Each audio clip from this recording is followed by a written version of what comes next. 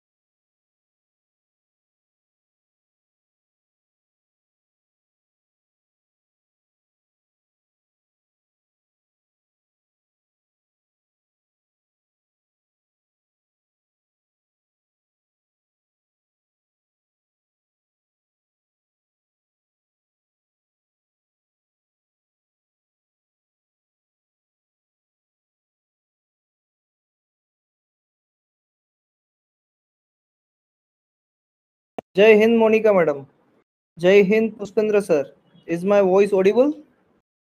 M I audible? Yes sir. 2 minute wait करते हैं, सभी लोग ज्वाइन हो जाए। सर ये वाले ऐप पे क्यों, मतलब अभी आपने मीटिंग शेड्यूल किया है? मैडम ये जो ट्रम्प साहब है ना, अभी अमेरिका में शटडाउन लग गया है, and zoom is a US based application, जो जूम है वो। तो नेपाल में क्या हुआ था कि सडनली उन लोगों ने ऐसे ही सारे सोशल मीडिया पे बैंड लगा दिया था ऑन अ सिमिलर टर्म्स। तो अगर ऐसी कोई इमरजेंसी अगर अराइज होती है तो Zoho is Indian based application. Okay okay तो ओके आज सर। के एक दिन के लिए हम जोहो पे लेंगे मीटिंग, ताकि जोहो से पहले तो सभी लोग फेमिलियर भी हो जाए एंड सभी को पता भी चले कि अगर जूम इन केस कहीं पर क्रैश हुआ या हमें एक्सेसिबल नहीं हुआ तो we will go with the Zoho. Means हमारा काम नहीं रुकना चाहिए, कुछ भी हो जाए। That's okay sir okay.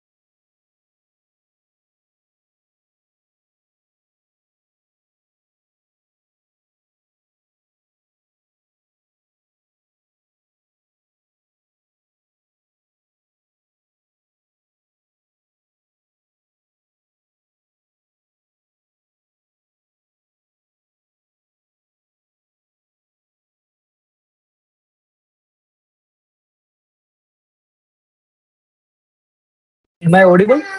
क्या मेरी आवाज सुनाई दे रही है महादेव सर?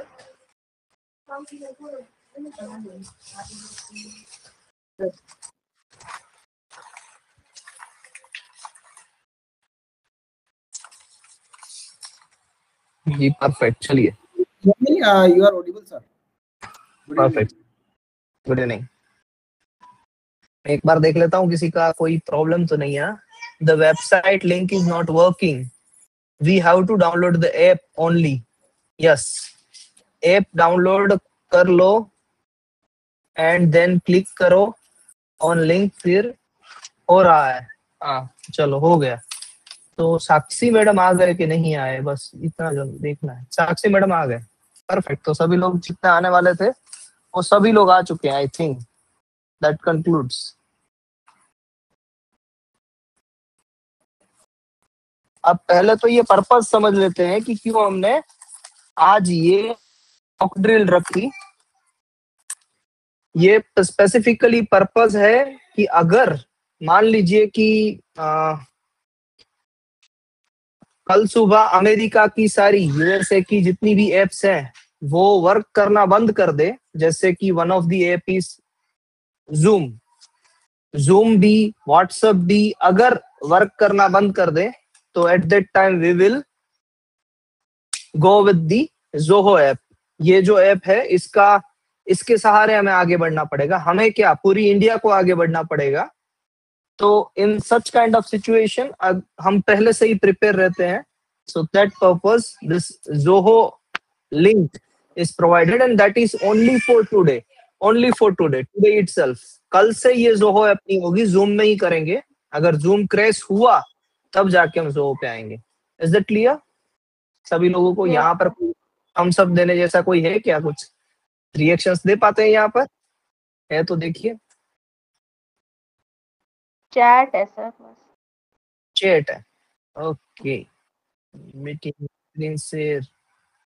नोटिफिकेशन में इंक्लूड अलर्ट साउंड. हाँ सर, चैट में है ना. चैट में है, चैट में दे सकते हैं. हाँ है ना, तो चैट में व्हाट्सएप ये ना. जैसी चैट है शायद ना. हाँ व्हाट्सएप जैसा है. नहीं, जूम के साइड चैनल जैसा ही है. हाँ एक अच्छा है, थोड़ा सा और इंटरेक्टिव है. चलिए ठीक है. That's a good thing sir. Independent of कि व्हाट्सएप और जूम जाता है नहीं जाता है, I think if we can continue. I don't know, I have not used it. I have heard about Zoho a lot, but if it goes well, हम लोग Zoho पे, why not the Indian app? Because sir दी जैसे कि ये ना सारी trial error हम पे ही होगी. फिर ये होता है और कुछ नहीं होता है. ये मुझे रिकॉर्ड करने की परमिशन नहीं दे रहा है, तो मुझे क्विट करना पड़ेगा एंड रीओपन करना पड़ेगा एप्लीकेशन. यहाँ पर लिखा है अटाई app may not be able to record the content of your screen until it's quit. तो मैं किसी को पहले रोल असाइन करके क्विट करता हूँ, ऐसा कुछ कर लो. Backup to the tape. यहाँ पर को होस्ट कैसे बनाए जाते हैं? सारिका मैडम है ना, मैं इनको मेक को होस्ट में बना देता हूँ. शायद मैं थोड़ी देर के लिए निकलूं और वापस आऊं, क्योंकि मेरी स्क्रीन रिकॉर्ड करने में एक बार ये क्विट करने को बोल रहा है मुझे.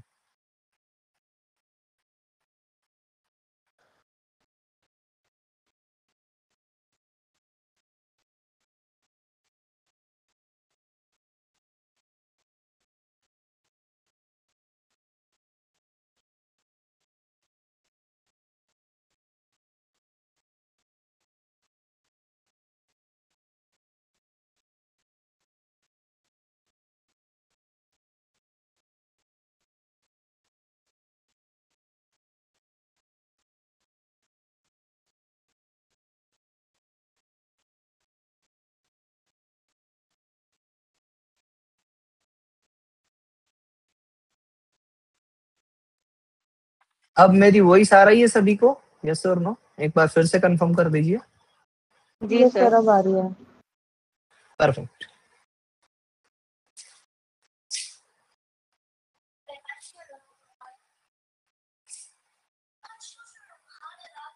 bypass the system private window picker and directly access your screen and audio. allow. चलिए स्क्रीन पे क्लिक करते हैं, शेयर स्क्रीन पे आते हैं. Is my screen visible?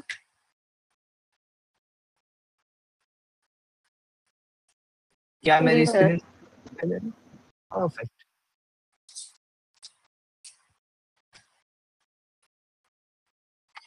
तो जैसे हमने बात किया था सेक्शन नंबर 30 को, डिजाइन एक्ट के सेक्शन नंबर 30 को हम आज डिस्कस करेंगे, जहां पर थोड़ी बहुत चीजें लास्ट टाइम पे ऐसी थी कि क्लैरिटी नहीं थी बात में मेरी। अब वो क्लैरिटी के साथ मैं आपके समक्ष रखना चाहता हूं।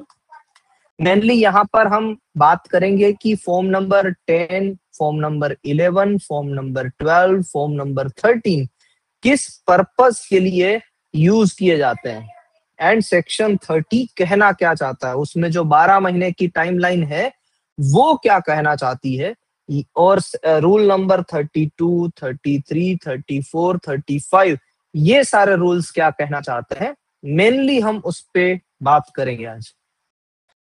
तो section 30 of the design act बात करता है असाइनमेंट और ट्रांसमिशन ऑफ ओनरशिप के बारे में।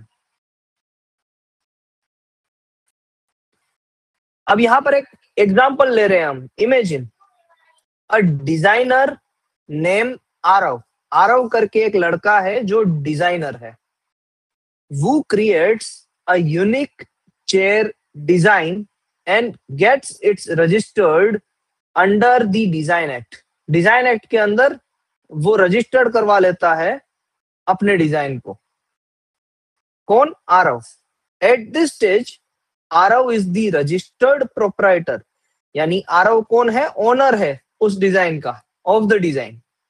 Now let's see how ownership can change and how the law ensures that all these changes are recorded in the register of design। तो ownership कैसे change हो रही है और उसके साथ में रजिस्टर ऑफ डिजाइन में क्या क्या मॉडिफिकेशंस आएंगे, क्या क्या चेंजेस आएंगे, उसके बारे में हम चलिए जानते हैं, जो सेक्शन 30 गवर्न करता है ऑफ द डिजाइन एक्ट। अभी तक हमने क्या देखा कि आरव है, आरव ने एक चेयर की डिजाइन की और उसको रजिस्टर्ड करवाया है, यानी आरव एक ओनर है रजिस्टर्ड डिजाइन का। सेक्शन 30 सब क्लोज 1 क्या कहता है? Assignment transmission of ownership. Suppose Aarav sells his rights in the chair design to Meera. अब आरव किसको सेंड कर रहा है अपने राइट्स? किसको शेयर कर रहा है? आरव शेयर कर रहा है मीरा को, सेल कर रहा है पूरा का पूरा, कंप्लीटली अपने राइट्स सेल कर दे रहा है। शेयर करना यानी सेल कर देना। This called assignment, transfer of ownership. Assignment यानी पूरी की पूरी ओनरशिप मीरा के नाम कर देना। Meera must file an application in form number 11। अब आते हैं फॉर्म नंबर 11 में कि फॉर्म नंबर 11 का मीनिंग क्या है? ट्रांसफर ऑफ राइट्स, या तो पार्शियली या तो कंप्लीटली। आप अगर उसको ट्रांसफर कर देते हो तो दोनों में से कोई भी, आरव भी फाइल कर सकता है फॉर्म नंबर 11 और मीरा भी फाइल कर सकती है फॉर्म नंबर 11। आरव फाइल करेगा तो क्या लिखेगा कि मैंने अपने राइट्स मीरा को दे दिए हैं। मीरा फाइल करेगी तो क्या लिखेगी? मैंने आरव के सारे राइट्स ले लिए हैं। ये कंक्लूजन हुआ फॉर्म नंबर 11 का, जो लिखा है रूल नंबर 33 में। तो रूल नंबर 33 फॉर्म नंबर 11 के बारे में गवर्न करता है।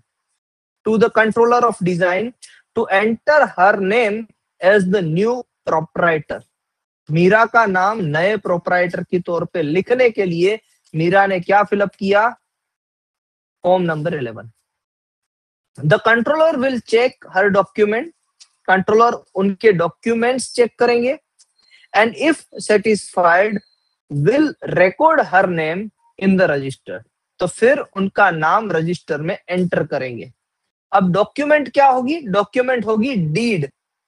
Deed between Meera and Aarav. Aarav ने एक बाकायदा एक स्टैम्प पेपर पे लिख के दिया होगा कि मैंने अपने सारे राइट्स मीरा को ट्रांसफर कर दिए हैं। So now officially in the register Meera is the proprietor. Yes madam. Sir वो गंगाधर सर को आपको एक्सेप्ट करनी होगी, वो ज्वाइन नहीं कर पा रहे हैं उनका मैसेज। नहीं कर पा रहे हैं यहाँ पर, ये प्रॉब्लम कि इसमें नहीं आ रहा है वो बीच में, यहाँ पर मुझे बार बार नहीं अंदर जाके ही करना पड़ेगा। जस्ट अ मिनट, ये भी क्लोज करते हैं, ये भी क्लोज करते हैं, ये भी क्लोज करते हैं। अब ये ओपन नहीं हो पा रहा है और बैक टू टेप पे जाना पड़ेगा।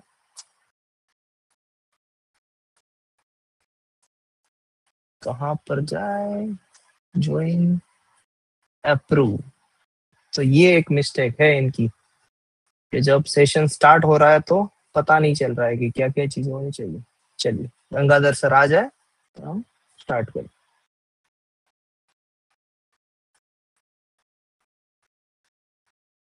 सर रोटेट नहीं हो रहा है इसमें।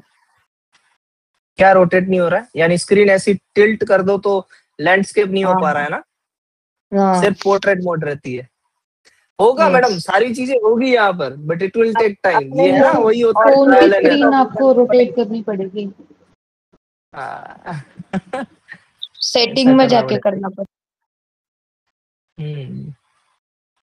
तो ये सारी चीजें होगी मगर इट विल टेक टाइम। और बोल रहा हूँ ना कि सारी चीजें डेवलपमेंट होने में टाइम लगता है, बट काफी अच्छा है, इंटरफेस काफी अच्छा है एंड सफिशिएंट है। अगर जूम बंद हो गया तो काम हो जाएगा यहाँ पर। गंगाधर सर कैसे हैं सर?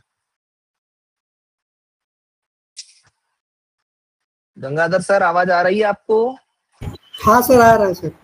ओके सर, हमने अभी तक देखा है इस धारावाहिक में कि आरव जी करके एक सर हैं जिन्होंने एक चेयर के ऊपर रजिस्टर डिजाइन किया था। अब वो अपने राइट्स मीरा जी को सेल कर रहे हैं। तो मीरा जी को देने के लिए या तो आरव जी फॉर्म नंबर 11 फाइल कर सकते हैं या फिर Meera ji form number 11 file करके नए प्रोप्राइटर के तौर पे अपना नाम ऐड करवा सकती है as per rule number 33 and form number 11। तो फॉर्म नंबर 11 का purpose and rule number 33 I think it is very much clear, correct? किसी को यहाँ पर कोई डाउट? क्वेश्चन नंबर 1, आप क्वेश्चन से ही समझ लीजिएगा। अगर डाउट है तो क्वेश्चन कीजिएगा कि सर इसका आंसर क्या आएगा। कि फॉर्म नंबर 11 कौन कौन फाइल कर सकता है? दोनों पर्सन फाइल कर सकते हैं। जो अपने राइट्स दूसरे को दे रहा है वो भी फाइल कर सकता है, जो नया राइट्स ले रहा है वो भी फाइल कर सकता है। एंड रूल नंबर किस में मेंशन है फॉर्म नंबर 11? तो रूल नंबर 33 में मेंशन है फॉर्म नंबर 11। अब आते हैं सेक्शन 30 सबसेक्शन। कौन फाइल कर सकता है? ये दोनों फाइल कर सकते हैं या सिर्फ मीरा फाइल कर सकती है? ये दोनों कर सकते हैं सर, वो सब क्लोज में दोनों शायद कर वही सकते लिखा है। ओके हाँ, दोनों कर सकते हैं। ये मेरा भी कर सकते नहीं, यहाँ पर कहीं पर भी नहीं लिखा है। ये तो एक हाइपोथेटिकल केस स्टडी है जो आपको समझाने के लिए मैंने दी है। और नहीं, उसमें मैंने सर पर्टिकुलर सेक्शन में तो लिखा है, सेक्शन में तो लिखा है कि जो न्यू प्रोप्राइटर है वो करेगा। सर यहाँ पर आरओ भी दे सकता है अपने राइट्स को।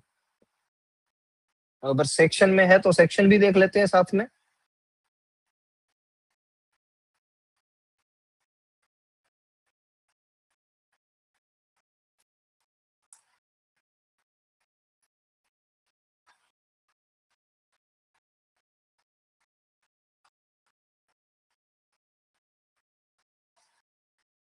डिजाइन कहाँ गया भाई?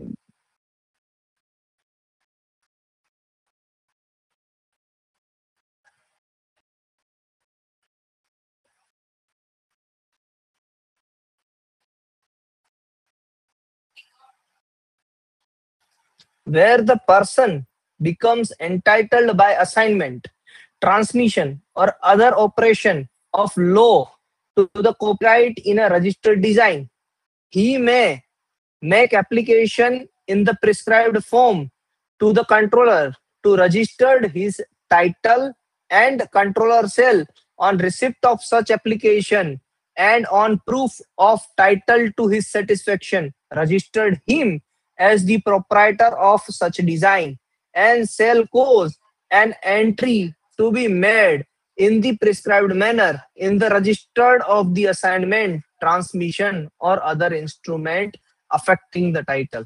यहाँ पर तो क्लियर कट लिखा हुआ है कि मीरा जी कर सकती है बट आप इसमें ये देखिएगा ही में, वो ही में यानी वह तो कर ही सकती है, बट साथ में इसका आधा मीनिंग ये होता है कि जो पर्सन अपने राइट्स दे रहा है किसी को वो भी कर सकता है। मे का मीनिंग है दोनों कर सकते हैं, मस्ट होता तो एक ही चीज होती। That is the conclusion of the story. Correct sir? Mahadev ji एक बार ओके रिपीट करिए सर। यस यस जी मैडम। मैडम देखो इसको सिंपली समझो, आरव है, आरव ने अपने चेयर रजिस्टर्ड करवाई है, डिजाइन रजिस्टर्ड करवाई है। Correct madam? जी। आरव किसको सेल कर रहा है अपने राइट्स? मीरा को। मीरा को। तो अब फॉर्म नंबर 11 कौन फाइल करेगा, ये क्वेश्चन आया।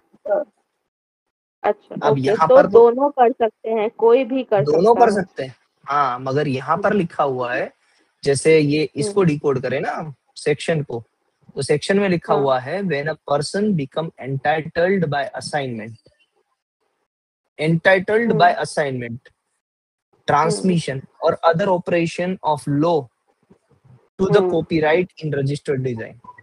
यानी आरव ने मीरा के साथ कोई भी डीड बनाई या कुछ भी किसी भी तरीके से बाय लीगल वे उन्होंने मीरा को नए ओनर बनाई, ओनरशिप दी, तो ही में यानी ही की जगह पर आएगा Meera may make application in the prescribed form. Prescribed form कौन सा है?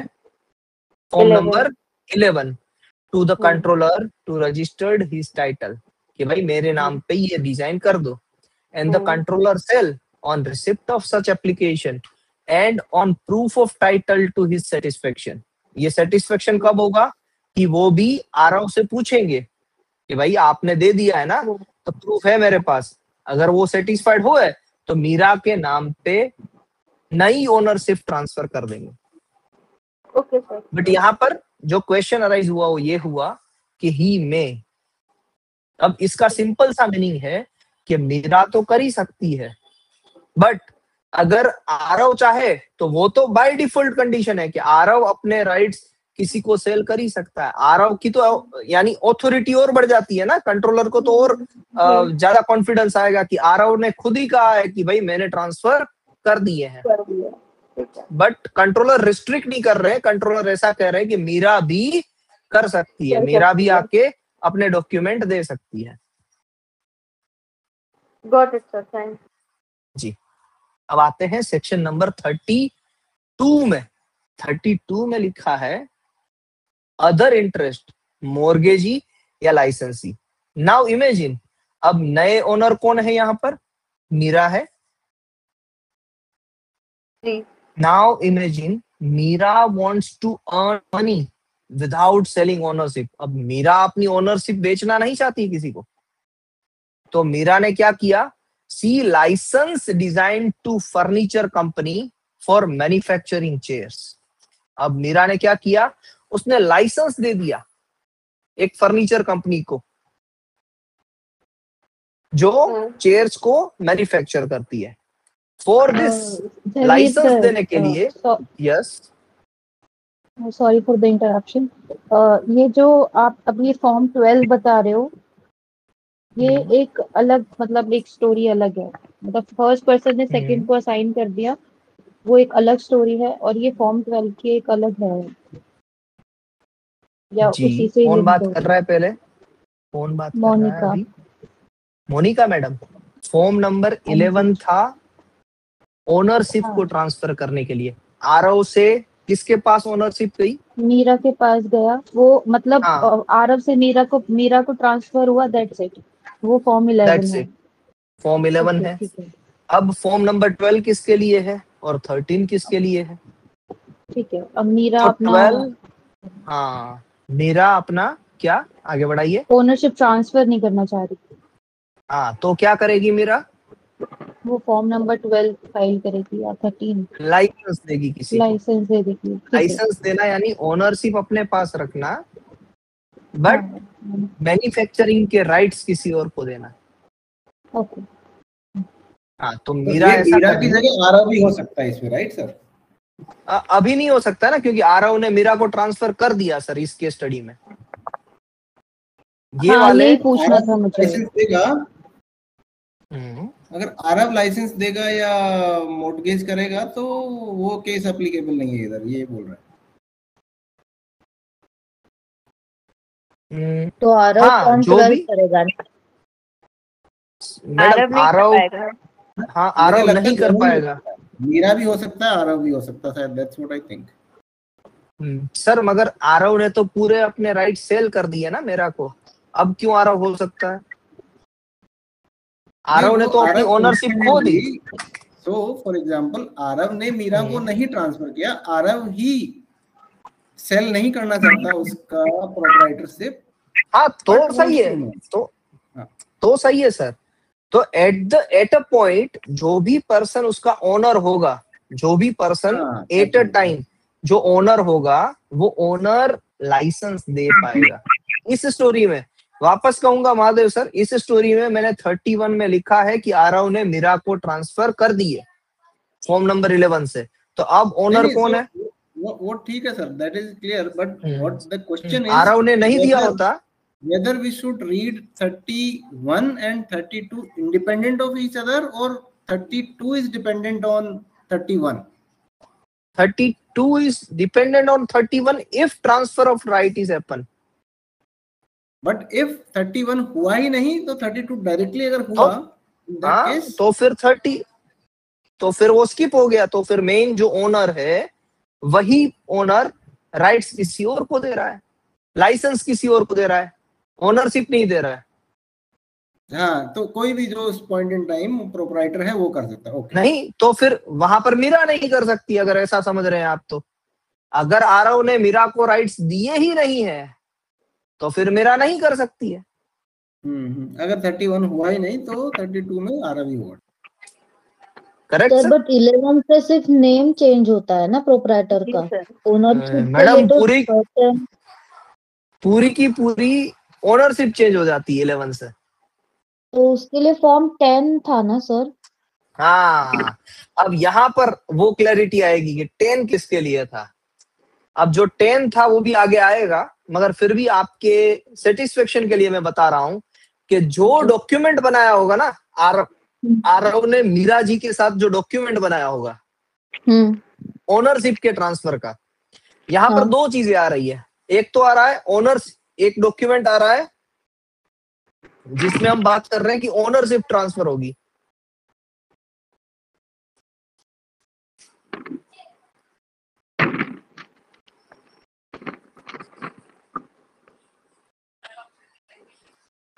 और दूसरा डॉक्यूमेंट आएगा नेम चेंज करने के लिए। हाँ सर। किसमें? ओनरशिप में ही। ओनरशिप में ही, ओनरशिप में मीरा चाहती है कि मेरा नाम आए रजिस्टर्ड ऑफ डिजाइन में, तो नाम चेंज करने के लिए फॉर्म नंबर कौन सा होगा? 11। और ओनरशिप ट्रांसफर का जो भी डीड बना होगा बिटवीन आरव एंड मीरा, जो डॉक्यूमेंट बना होगा, जिस लीगल बेसिस के ऊपर ट्रांसफर हुआ होगा मीरा को ओनरशिप, वो अदर डॉक्यूमेंट, ओनरशिप का डॉक्यूमेंट, इसको मैं कहूंगा अदर डॉक्यूमेंट, वो फॉर्म नंबर 10 से आएगा। तो सर अगर मीरा के नाम पे करना है तो दोनों फॉर्म फाइल करना पड़ेगा? एग्जैक्टली, इसीलिए तो यहां पर लिखा है कि कंट्रोलर को पहले सेटिस्फाइड करना होगा ना। Form number 11 is not enough. Form number 11 तो सिर्फ इतना बताएगा कि मीरा अपना नाम लिखवाना चाहती है आरव की जगह पर, बट ऑन विच बेसिस, कौन से डॉक्यूमेंट के बेसिस पे? तो वो फाइल करेगी फॉर्म नंबर 10 फाइल करके कि बिकॉज ऑफ सच डीड मैं अपना नाम करवाना चाहती हूँ इंस्टेड ऑफ आरव। अब वैसे ही दो डॉक्यूमेंट्स आएंगे लाइसेंस में भी। अब हम यहां पर आते हैं, लाइसेंस में भी दो डॉक्यूमेंट आएंगे। नंबर 1, जैसे मैंने यहां पर डीड की थी ओनरशिप की, यहां पर आएगी लाइसेंस की deed, license deed. And second document name of लाइसेंसी।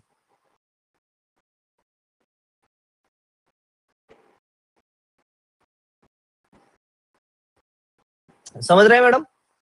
तो नेम ऑफ लाइसेंसी अपना नाम कैसे लिखवाएगा अपने यहाँ पर फॉर्म नंबर 12 फाइल करके, मगर जो लाइसेंस की डीड है, सारी जो अदर डॉक्यूमेंट्स है, वो कैसे फाइल करेंगे? फॉर्म नंबर 13 फाइल करके। समझ पा रहे हैं madam? Change of license, okay.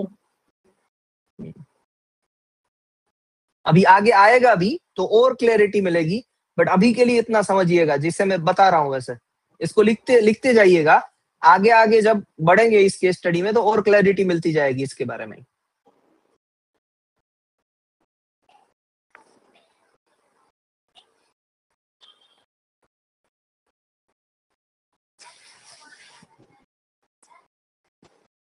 देखिए यहां पर भी लिखा हुआ है, for this she must apply in form number 12 और 13 as per rule number 33। Form number 12 और 13 भी किसके लिए है? रूल नंबर किसके अंदर है? रूल नंबर 33 के अंदर। फॉर्म नंबर 11 भी किसके अंदर था? रूल नंबर 33 के अंदर। तो 11, 12 एंड 13 तीनों के तीनों फॉर्म किसके अंदर है? रूल नंबर 13 के अंदर। The controller will enter this license agreement in the registered so anyone can see that a license exists. This protects Mira's ownership but also give rights to the licensee. तो form number 12 और 13 से क्या होता है? Licence या mortgage लिया जा सकता है।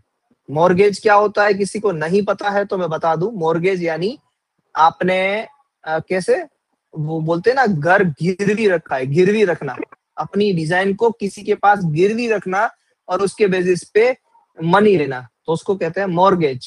और लाइसेंस यानी मैन्युफैक्चरिंग के राइट्स किसी को देना बट ओनरशिप अपने पास रखना। That's one kind of example. Sir ये ए ही एंटर कर दो, पहला पर्सन है वो ही कर सकता है, शी मस्ट अप्लाई। हाँ, क्योंकि लाइसेंस में क्या है मैडम? लाइसेंस में ओनरशिप आप अपने पास रखते हैं, आपने ओनरशिप किसी और को दे नहीं दी है, इसीलिए आपकी ओनरशिप है तो आप ही प्रोसेस करोगे ना। जैसे कि आपके घर के अंदर किसको रहने देना है उसका तय कौन करेगा? आप ही करोगे। जी सर। बट जब आपने दूसरे किसी को राइट्स दे दिए, दूसरे पर्सन ने आपको मुंह मांगी कीमत दे दी, तो फिर दूसरा पर्सन रह सकता है, फिर वहां पर आपकी इजाजत की जरूरत नहीं है। इसीलिए फॉर्म नंबर 11 में कोई भी पर्सन अप्लाई कर सकता था, बट फॉर्म नंबर 12 में जो ओनर है वही अप्लाई करेगा। एग्जाम्पल थोड़ा सा दिमाग में सेट हो रहा है मैडम? जी सर समझ गए। ओके, अब आते हैं 33 होगा। सर इसमें दोनों वही लैंग्वेज लिखी हुई है, उधर भी मैं देख रहा था। फिर भी देखते हैं सर, यहाँ पर मस्ट है, फिर भी वो सेक्शन में जाके देखते हैं कि वहां पर मे है या मस्ट है। वो मे ही है सर वो, और मे भी वो लाइसेंसी के पॉइंट ऑफ व्यू से है sir. Where any person becomes entitled as mortgagee, licensee or otherwise to any interest in the registered design, he may। हाँ, यहाँ पर भी मैडम दोनों है, सॉरी फॉर दैट, यहाँ पर भी दोनों लोग कर सकते हैं। He may make application to the controller to register his title and the controller shall on receipt of such application and on proof of the title to his satisfaction cause notice of interest। दोनों कर सकते हैं, दोनों case में madam. Is that clear?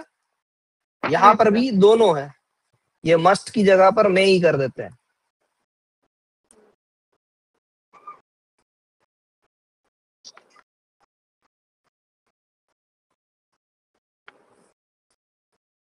अब आगे बढ़ते हैं।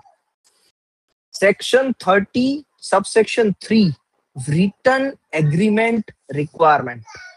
The law is strict here. Any assignment, mortgage, license और agreement must be in writing. ये राइटिंग में होना चाहिए, ओरली नहीं होना चाहिए। Be field with the controller in form number 10 rule number 32। तो ये फॉर्म नंबर 10 के साथ फिलअप होना चाहिए, चाहे वो असाइनमेंट हो, मॉर्गेज हो या लाइसेंस की डीड, जो डीड में बोल रहा हूं वो फॉर्म नंबर 10 के साथ फिलअप होनी चाहिए।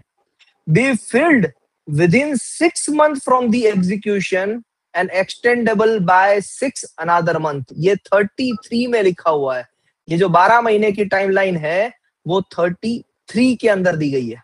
Example, if Meera signed the license deed with the company on 1st January 2025। मान लीजिए कि मीरा ने लाइसेंस डीड ली थी कंपनी के साथ या आरओ के साथ ऑन 1st January कंपनी के साथ लाइसेंस डीड ली थी 1st January 2025। she must file the application before 30th June 2025। तो 6 महीने के अंदर अंदर, यहां से 6 महीने के अंदर अंदर मीरा को क्या करना पड़ेगा? फॉर्म नंबर कौन सा फाइल करना पड़ेगा? 12 या 13 फाइल कर देना पड़ेगा। और लेटेस्ट बाय, इसको और 6 महीने एक्सटेंड करवा सकते हैं, और latest by next 6 months, but with prior approval from the controller कि मैं और 6 महीने लेना चाहती हूँ। फिर वो फॉर्म नंबर 12 एंड 30 को 6 months प्लस 6 months चाहिए, फॉर्म 10 का नहीं है तो 10 मैडम सारे documents be filed within 6 months and extendable by 6 months maximum. Example, if Meera signed the license deed with the company on 1st January 2025, she must file the application before, ये है ना madam licence deed है, ये जो form number 10 है ना madam वो licence deed है। यानी आपको फॉर्म सारे के सारे एप्लीकेशन की बात कर रहे हैं यहाँ पर, जो एप्लीकेशन है जिसके अंदर फॉर्म नंबर 11, 12, 13 फॉर्म नंबर 12, 13 या 10 जो भी फाइल करना है वो 6 महीने के अंदर अंदर फाइल कर देना है। यहाँ पर 10 भी आएगा। अब इसको देखते हैं। Once entered in the registered, the agreement is considered valid from the date it was signed, not the date of registration. यानी जब ये साइन हुआ था, जब ये एंटर होगा तो इसको माना जाएगा कि ये कब से साइन हुआ था, 1/1/25 से, ना कि जिस दिन वो रजिस्टर्ड हुआ था, रजिस्टर में एंटर हुआ था। अब इसको पहले एक्ट की भाषा में पढ़ते हैं।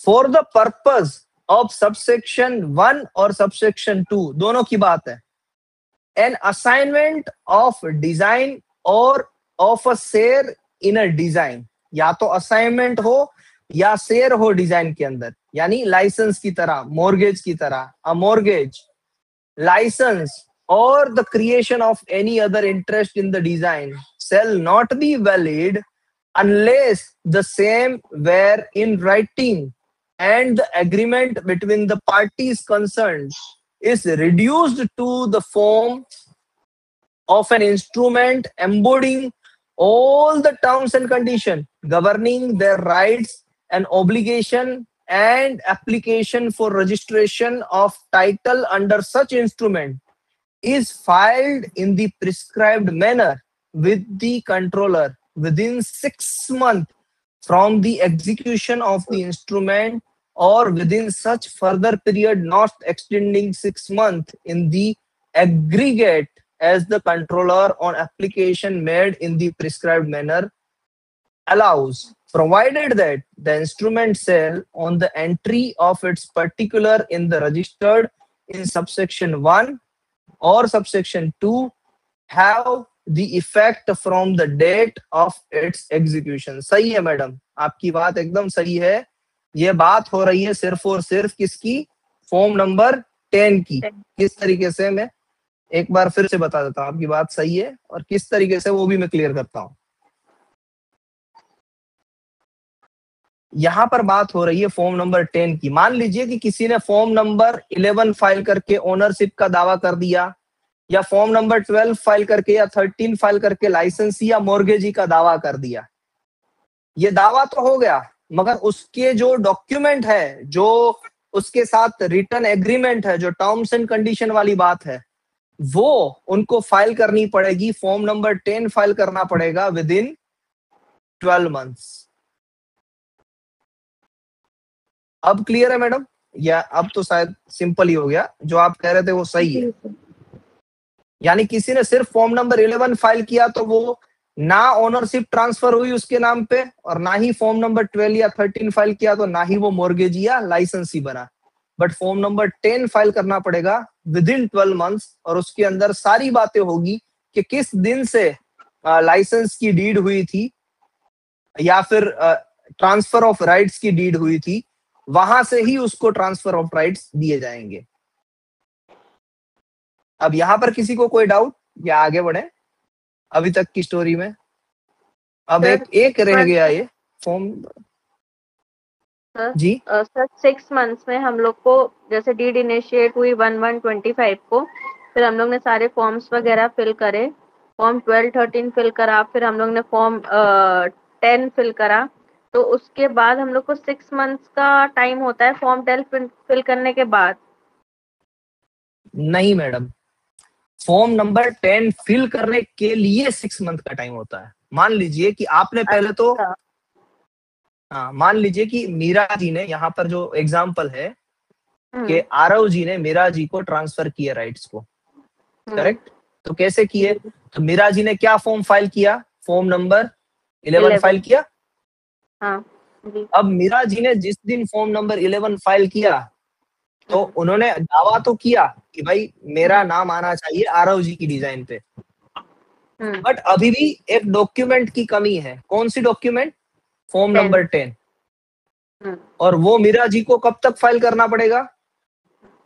6 मंथ्स में या प्लस 6 मंथ। सही, एक्सटेंशन का भी कुछ फॉर्म होता है क्या सर? एक्सटेंशन की रिक्वेस्ट है यहाँ पर। ओके। यहाँ पर एज सच कोई फॉर्म नहीं है। हम फिर भी एक बार डिजाइन के सारे फॉर्म्स को देखेंगे अभी, बट एक्सटेंशन का कोई फॉर्म नहीं है यहाँ पर पर्टिकुलर इस पोजीशन पे। यहाँ पर रिक्वेस्ट है। कितने होते हैं, कितने का होता है फॉर्म 12 और 13? 11 तो 500 का है। ये सारे 500 रुपीज के हैं। 10, 11, 12, 13 सारे के सारे 500 रुपीज के। ओके, तो सर जब फॉर्म 10 साइन होता है वही हमारा डेट ऑफ साइनिंग होता है? मैडम फॉर्म 10 है ना, वो एडिशनल डॉक्यूमेंट मांगेगा उसके साथ, जो होगा डीड। डीड यानी आप किसी नोटराइज पर्सन के पास जाके लिखवा के लाओगे कि भाई मैं आरव हूं, मैंने अपने सारे राइट्स मीरा जी को दे दिए हैं from so and so date, तो अब मेरा इस डिजाइन पे design number so and so है, उस पे कोई अधिकार नहीं रहता है। जैसे आप कोई बंगलो परचेज करने जाओगे अपने ही सिटी में, आपने उनको पेमेंट दी तो पूरी दस्तावेज बना के देगा ना, डॉक्यूमेंट्स बना के देगा ना, जिसमें लिखा होगा कि आपके नाम पे पूरा का पूरा प्रॉपर्टी ट्रांसफर हो रहा है और अब उसका कोई राइट्स नहीं है उस प्रॉपर्टी पे। Okay, any further doubt, any further discussion on it? तो एक क्विक कंफर्मेशन समरी। सो पहला हो गया आपका फॉर्म 11 जो है वो ट्रांसफर ऑफ राइट हो रहा है। Exactly. Then is the form 11 as per rule number 33। और देन अगर वो लाइसेंसिंग या मोर्टगेजिंग हो रहा है, इन दैट केस फॉर्म 12 जी। एंड देन 33 में जो एग्रीमेंट हुआ था, फर्स्ट एग्रीमेंट ट्रांसफर और ट्रांसमिशन और सेलिंग वाला जी, that agreement is filed with form 10 जी, और उसका ये टाइमलाइन है 6 months + 6 months एक्सटेंडेबल। जी जी सर। अब दो डाउट्स रहे यहाँ पर, दो डाउट्स रहते हैं। एक तो फॉर्म नंबर 13 का डाउट रहता है और एक डाउट रहता है कि ये फॉर्म नंबर, ये 6 का एक्सटेंशन कैसे बाय फाइलिंग विच फॉर्म हो सकता है। ये दो डाउट रहे अभी भी।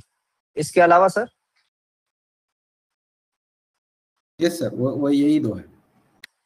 हाँ, इसको आगे लेके जाते हैं और फिर कंक्लूड करते हैं। बट क्लैरिटी तो आई। 11, 12, 11 ट्रांसफर ऑफ राइट्स के लिए, 12 मॉर्गेजी लाइसेंसी के लिए एंड उसकी जो डीड है वो 6+6 मंथ में बाय फाइलिंग फॉर्म नंबर 10। अब ये दोनों डाउट को आगे लेके जाएंगे और फिर उसको कंक्लूड करेंगे सारे फॉर्म्स को देखते हुए। फॉर्म्स तो हम पढ़ेंगे अभी तो क्लियर होगा। सर 13th वाला मैडम 13 वाला देखना ही पड़ेगा कि 13 वाले में क्या लिखा है। अदर डॉक्यूमेंट्स है ना, other legal other notice documents लिखे हैं। मगर आगे आगे आएगा इसमें, तो वेट फॉर दैट। ओके अभी देखते हैं। हाँ, अब बात करते हैं 34 की, powers of registered proprietor. Meera being the registered proprietor can, Meera क्या कर सकती है? मीरा अगर रजिस्टर्ड प्रोप्राइटर है, मीरा अगर ओनर है, तो ओनर क्या कर सकती है? किसी को सेल कर सकती है, यानी असाइन कर सकती है। असाइन करने के लिए फॉर्म नंबर कौन सा लगेगा? 11 11 एंड 10। 10 तो लगेगा ही साथ में। गिव लाइसेंस, लाइसेंस के लिए फॉर्म नंबर 12 और 10। मॉर्गेज और otherwise deal with the design, तो उसमें भी 12 10। Okay, but this dealings are subject to any prior entries in the register. For example, if she already licensed it, she cannot sell it ignoring the licensee's right. Correct? तो ये सारी चीज मीरा कब कर सकती है? इसका कहने का मतलब है कि मान लीजिए कि आरव ने पहले ही महादेव जी को एक लाइसेंस दे के रखा था। अब आरव मीरा जी को क्या ओनरशिप ट्रांसफर कर सकता है? इनको महादेव जी का कंसेंट लिए बगैर कर सकता है ना? हाँ, कंसेंट से कर सकता है, मगर बिना बताए नहीं कर सकता। यानी जो भी लाइसेंसी जो आ गए रजिस्टर में, वो रजिस्टर में सारे लाइसेंसी को देखना पड़ेगा, उनकी कंसेंट लेनी पड़ेगी। Is that clear? ये बात है 34 में कि जितने भी लोग आ जाते हैं उनका कंसेंट लेना पड़ेगा। ये बात क्लियर है? Yes sir. तो रजिस्टर्ड प्रोप्राइटर का पावर है, यानी रजिस्टर्ड प्रोप्राइटर हो या लाइसेंसी हो, उनका पावर है कि उनकी कंसेंट लेनी पड़ती है बाद में कोई भी फर्दर कोज ऑफ एक्शन करने के लिए। ट्रांसफर ऑफ राइट्स जैसे एक कोज ऑफ एक्शन है। महादेव जी, यहां पर कोई डाउट? नहीं, no doubt. Only thing is ये फॉर्म 11 एंड 12 का कोई टाइमलाइन नहीं है, राइट? और 6 महीने वाला टाइमलाइन इन पे भी एप्लीकेबल होगा? जी होगा सर, मगर ये कहना ये चाहता है कि अगर आपके पास पहले से ही कोई लाइसेंसी है तो आप अपना राइट्स किसी और को ट्रांसफर नहीं कर सकते हो विदाउट टेकिंग लाइसेंसीज कंसेंट, यानी उनको इग्नोर नहीं कर सकते हो। I just took a step back on the जी 30 का 1 and 2। क्या था आपका क्वेश्चन, फिर से बोलिए। सो ये जो 6 months प्लस 6 months का जो एक्सटेंशन था, and sorry I am going back to ये 31 and 32।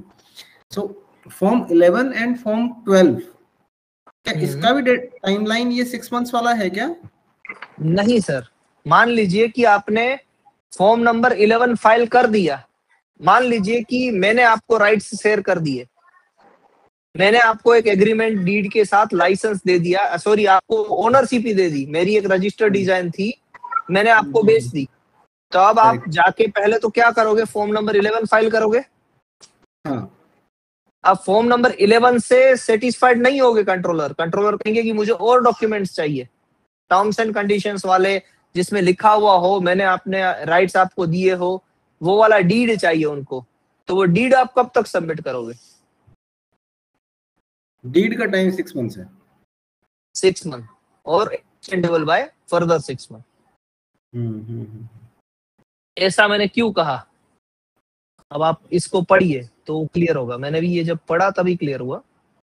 For the purpose of this subsection 1 और subsection 2, an assignment of a design or of a share in a design, a mortgage, license, or the creation of any other interest in the design shall not be valid unless the same were in writing and the agreement between the parties concerned is reduced to the form of an instrument embodying all the terms and conditions governing their rights and obligations, and the application for the registration of title under such instrument is filed in the prescribed manner. ये क्या बात कर रहा है? Form number 10 की बात कर रहा है, जिसमें सारी चीजें लिखी होगी. Title under such instrument is थोड़ा कंफ्यूजिंग हुआ, मैं पढ़ा था लेकिन then I did not comment क्योंकि मेरे को क्लियर नहीं हुआ था. हाँ, बट अब तो क्लियर हुआ ना सर. और इसमें नीचे भी एक लाइन लिखी है, provided that the instrument shall on entry of its particular in the register under subsection 1 और subsection 2 have the effect from the date of its execution. यानी मान लीजिए कि आपने सबसेक्शन 1 से, यानी कि अपनी ओनरशिप फॉर्म नंबर 11 से लिखी है, या फिर किसी को लाइसेंस दिया है फॉर्म नंबर 12 से, बट वो इफेक्ट कब से करेगा? एग्जीक्यूशन तब से होगा जब फॉर्म नंबर 10 के अंदर जो डेट लिखी है वहां से. फॉर्म नंबर 10 में मान लीजिए आपने डेट लिखी है 6 महीने पहले की, तो वैसा माना जाएगा कि 6 महीने पहले आपने ट्रांसफर किए थे राइट्स को. समझ पा रहे हैं सर?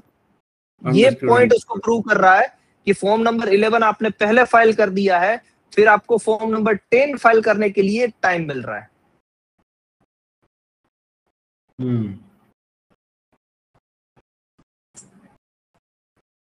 अंडरस्टूड. अब वापस आते हैं यहाँ पर.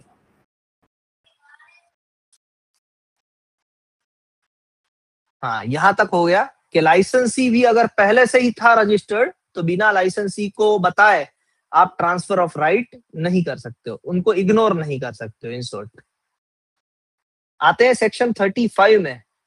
Effect in court. Suppose a dispute arise in a court. मान लीजिए किसी भी चीज में डिस्प्यूट हुआ. If the assignment license is not entered in the registered, license या असाइनमेंट रजिस्टर्ड में नहीं था, document cannot be used as a proof in court unless the court allows it for a special reason.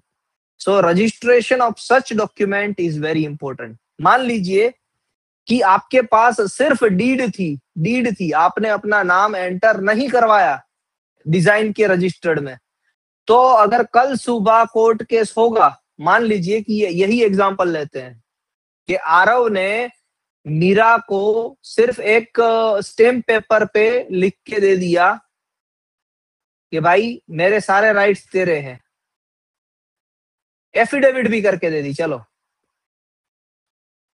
मगर आरव ने मीरा का नाम registered में नहीं आने दिया, या मीरा ने फॉर्म नंबर 11 फाइल नहीं किया, तो क्या सिर्फ स्टैम्प पेपर होने से या एफिडेविट होने से मीरा अपने राइट्स कर पाएगी प्रिजर्व या नहीं कर पाएगी? नहीं सर, उसको फॉर्म 10 फिल करना पड़ेगा. फॉर्म 10 फिल करना पड़ेगा. फॉर्म 11 ही फाइल नहीं किया है मीरा ने. मैं तो ये कह रहा हूँ कि मीरा ने कुछ फाइल नहीं किया है, फॉर्म नंबर 11 भी फाइल नहीं किया है. सिर्फ उसके पास, आरव के पास से लिया हुआ एक डीड है या एक डॉक्यूमेंट है कि भाई आरव ने उसको लिख के दे दिया कि मैंने अपनी जमीन तेरे नाम कर दी या अपनी ये डिजाइन तेरे नाम कर दी, तो वो तब तक के लिए वैलिड नहीं माना जाएगा जब तक मीरा का नाम डिजाइन रजिस्टर्ड में नहीं आ जाता है. बाकी उसके पास कोई भी डॉक्यूमेंट है. जी सर, तो फॉर्म 10 फाइल करेगी तब ही आगे एंटर हो जाएगा ना नाम, फिर उसके बाद ही. जी 11 के साथ 10. क्लियर है ना मैडम? 11 के साथ 10, सिर्फ 10 पहले 11 पहले ट्रांसफर कराएगी, फिर फॉर्म 10 फिल करेगी.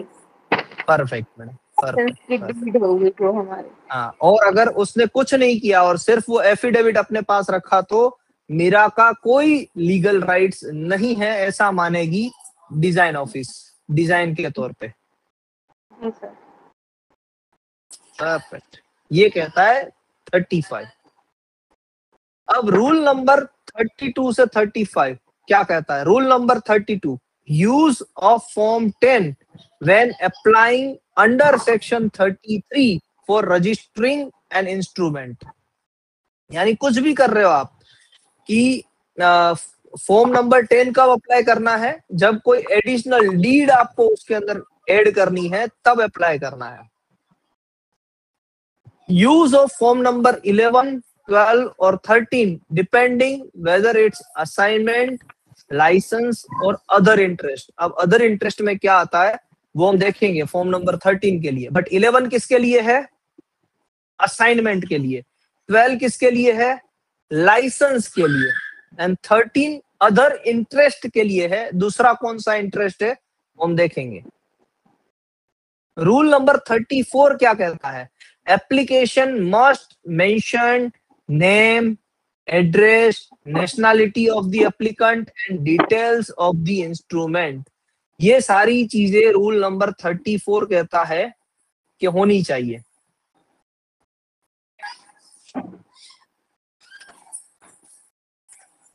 ओके. एंड रूल नंबर 35 क्या कहता है?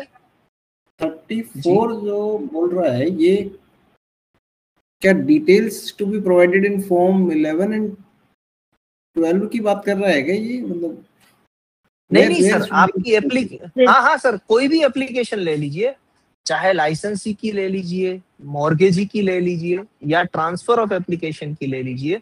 वो एप्लीकेशन में नाम, address, nationality of the applicant, details of the instrument यानी फॉर्म नंबर 10 की डिटेल्स भी होनी चाहिए. वैसी बात कर रहा है. नहीं सर, ये एप्लीकेशन सेपरेट होगा या this will be a form? Form sir, the same form. Okay. This form number 10 is an application, form number 11 is an application, form number 12 is an application. इसमें form number 10 को ही कहा गया है details of the instrument. इसको क्या कहा गया है? Instrument.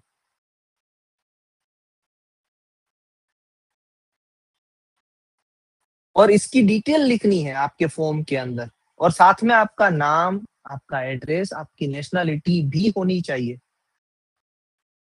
Which means that rule number 34 is only applicable to form 10. Why? It is only applicable to form 11, 12 and 13 sir. 10, 11, Form 12 and 13 है. 10 नहीं सर, 10 की डिटेल्स तो आप 11, 12 और 13 में देंगे. 10 की डिटेल्स 11, 12 एंड 13 में देंगे. आपने 11 फाइल किया. 11 क्यों फाइल किया महादेव सर? ट्रांसफर किया मैंने. हाँ, और उसको सपोर्ट करेंगे ना आप इंस्ट्रूमेंट के साथ. किस डॉक्यूमेंट के साथ सपोर्ट करेंगे? डीड के साथ. हाँ, तो 11 के अंदर आपका नाम होना चाहिए कि नहीं? आपकी एड्रेस और नेशनैलिटी होनी चाहिए कि नहीं? ओके. सो बेसिकली 12 में आपका नाम, एड्रेस, नेशनैलिटी होनी चाहिए कि ये नहीं? 11 एंड 12 के लिए फिर है ना? 11, 12 एंड 13 के लिए name, address and nationality. And details of instrument, जो इंस्ट्रूमेंट की डिटेल्स है वो कहां पर आएगी? 10 के साथ.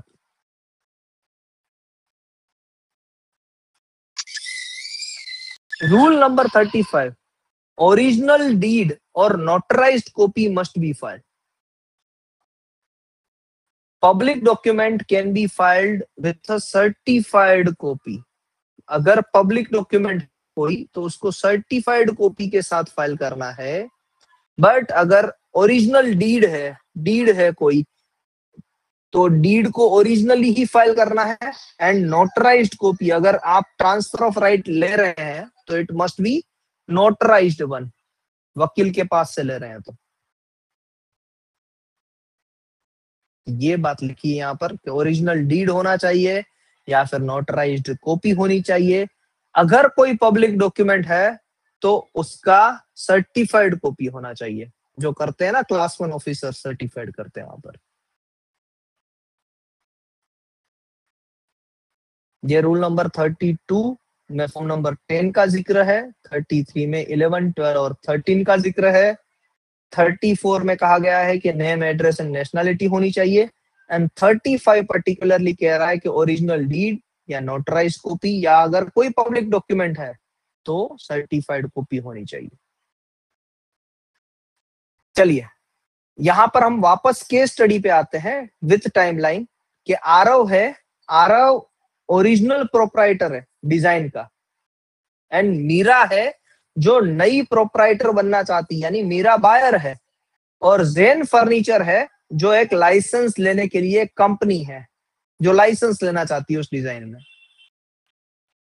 1 जनवरी 2025 को Aarav execute an assignment deed transferring his registered chair to Meera. Aarav ने क्या किया, अपनी रजिस्टर्ड चेयर को मीरा के नाम पे कर दिया। As per section 30 subsection 1, Meera files form number 11 on 15th January 2025। मान लीजिए कि 15th जनवरी को मीरा ने फॉर्म नंबर 11 फाइल किया with the controller, her name entered as proprietor. 10/7/2025, 10/7/2025 को Meera mortgages the design to bank for a loan security। अब मीरा अपने डिजाइन को लोन सिक्योरिटी के लिए देना चाहती है। Section 33 applies, must be in writing, filed within 6 months। Meera files form number 10 with notarized mortgage deed on 27/2025। Meera को क्या करना पड़ा कि फॉर्म नंबर 10 भी फाइल किया, जो यहां पर भी आएगा, यहां पर नहीं लिखा है, यहां पर भी आएगा। फॉर्म नंबर 10 से डीड देनी पड़ेगी कि किस जगह पर ट्रांसफर किया है, और यहां पर तो क्लियर कट लिखा हुआ है कि 6 महीने के अंदर अंदर मीरा को क्या करना पड़ेगा, नोटराइज मॉर्गेज डीड। क्यों, समझिएगा। मीरा ने अपने डिजाइन के ऊपर क्या ली है, देखिए यहाँ पर 3 कैरेक्टर आते हैं। एक तो आता है पेटेंट ऑफिस। पेटेंट ऑफिस को आप ऐसा समझिए, मैं इसको जब भी डिजाइन के टर्म्स में बोलता हूं तो इसको मैं कहता हूं डिजाइन ऑफिस। अब डिजाइन ऑफिस के पास क्या है, मीरा की एक प्रॉपर्टी है, मीरा की डिजाइन ऑफिस के पास ही है। अब मीरा ने अपने डिजाइन पे क्या लिया है, मॉर्गेज लेके रखा है। तो ये पता कैसे चलेगा डिजाइन ऑफिस को कि भाई मीरा ने मॉर्गेज लेके रखा है, तो वो मीरा को क्या करना पड़ेगा, मीरा को उस मॉर्गेज का डॉक्यूमेंट डिजाइन ऑफिस को जमा करवाना पड़ेगा बाय फाइलिंग फॉर्म नंबर 10 कि हाँ भाई मैंने मॉर्गेज लेके रखा है। ये बात समझ में आ रही है? तभी जाके मॉर्गेज जो भी दे रहा है, क्योंकि मॉर्गेजी का नाम जब तक आएगा नहीं डिजाइन के रजिस्टर्ड में, तब तक वो मॉर्गेज देने वाला नहीं है, तब तक वो मॉर्गेज की कोई वैल्यू बनती नहीं है। इसीलिए मीरा को मॉर्गेजी का नाम लिखवाना पड़ेगा डिजाइन ऑफिस में। ये बात समझ में आई कि नहीं आई अभी भी? Got it.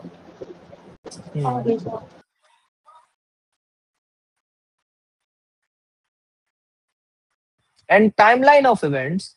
अब 1/12/2025 को a dispute arise in a court where Zen Furniture wants to enforce its license। अब Zen Furniture अपना लाइसेंस वहां पर लेना चाहता है। Since the license was properly registered under section 35, the court admits it is valid proof. If wasn't registered, the court would have rejected it unless it decide otherwise with a special reason।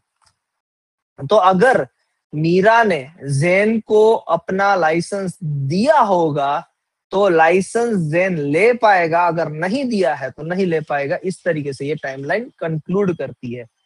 तो आप at a time mortgage भी ले सकते हो और साथ में licence भी दे सकते हो। मॉर्गेज लेना वो भी आपकी राइट्स को कहीं ना कहीं कॉम्प्रोमाइज नहीं करता है, बट हाँ अगर आपने मॉर्गेज लिया है तो आप जिसको भी लाइसेंस दे रहे हो तो मॉर्गेजी को कहना पड़ेगा कि मैं इसको लाइसेंस दे रहा हूं। कंसेंट लेने के बाद ही आप उसका लाइसेंस दे सकते हैं, विदाउट कंसेंट नहीं ले सकते हैं, नहीं किसी को आगे बढ़ा सकते हैं। Conclusion, section 30 ensures transparency in ownership and interest of registered design. All dealings like assignment, license, mortgage must be written, registered and filed within 6 months. Relevant forms, form number 10, rule number 32 for registration of document like deeds. ये deed भरने के लिए काम आता है. And form number 11, 12 and 13 for subsequent proprietorship या licensee without entry in the registered document have no evidentiary value in court. Registrant के बिना उसकी कोई वैल्यू नहीं रहती है. ये हमने कंक्लूड किया. अब इस पे डिबेट करेंगे. अब डिबेट के लिए पहला क्वेश्चन ये है हमारा कि फॉर्म नंबर 13 किसके लिए है. करेक्ट. अब पहले तो कितनी चीजें क्लियर हुई. यहां से एक बात ये क्लियर हुई कि फॉर्म नंबर 11 किसके लिए है. फॉर्म नंबर 11 किसके लिए है. सर एक क्वेश्चन है जी. सर फॉर्म नंबर 11 से हम लोग पूरी ओनरशिप ट्रांसफर कर देते हैं कि सामने वाले को को असाइनी भी बना सकते हैं. को असाइनी भी बना सकते हैं और पूरी ओनरशिप भी ट्रांसफर कर सकते हैं. शेयर ऑफ असाइनमेंट दोनों चीज कर सकते हैं madam. Okay sir.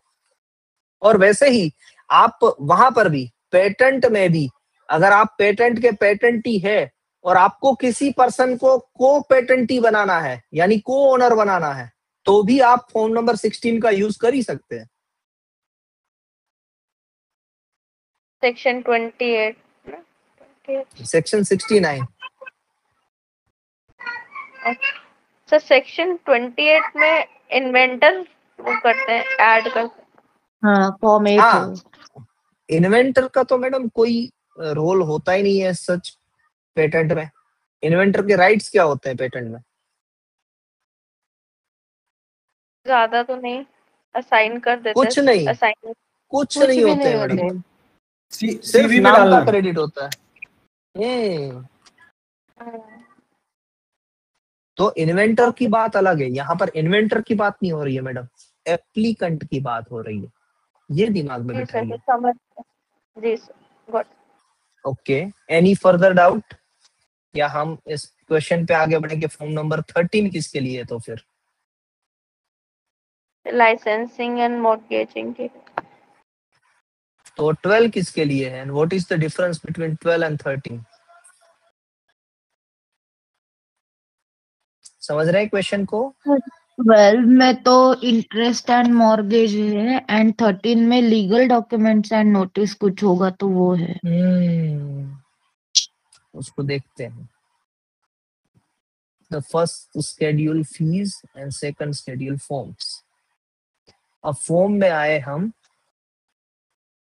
Rule number 37 and section 30. Form number 10 किसके लिए है. Application for registration of a document in the registered of design. तो ये किसी डॉक्यूमेंट के लिए है. वो बात क्लियर है. 11 application for entry of the name of the proprietor और पार्ट प्रोप्राइटर. देखिए मैडम लिखा हुआ है क्लियर कट. बरोबर मैडम कि आप किसी को पार्ट प्रोप्राइटर भी दे सकते हैं या कंप्लीट प्रोप्राइटरशिप भी दे सकते हैं इन द रजिस्टर. वो बात हो गई. 12 पे आते हैं. Application for entry of mortgage और लाइसेंस इन द रजिस्टर. किसी के पास से मॉर्गेज ली है डिजाइन को रख के या लाइसेंस लिया है तो वो दोनों चीज. एंड यहां पर है section 30 rule number 37 application for entry of notification of a document in the register. अब इसके लिए रूल नंबर 37 को पढ़ना है हमें. तो चलिए रूल नंबर 37 पढ़ते हैं.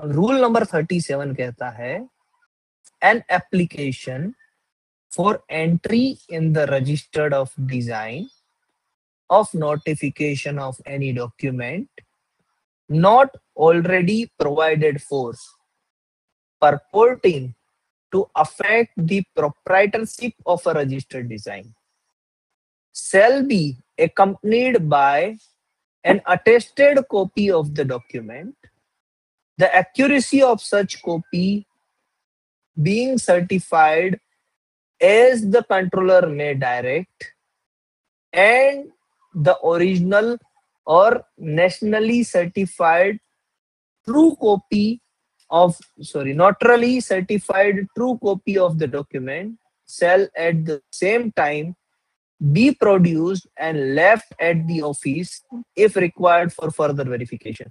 इसने भी बहुत क्लैरिफाई हमें नहीं किया कि कौन सी ऐसी बात होगी जहां पर फॉर्म नंबर 13 यूज होगा। तो मैं फॉर्म नंबर 13 को ओपन करके देखना चाहूंगा कि उसमें क्या है। ये रूल पे गए हम, HTML,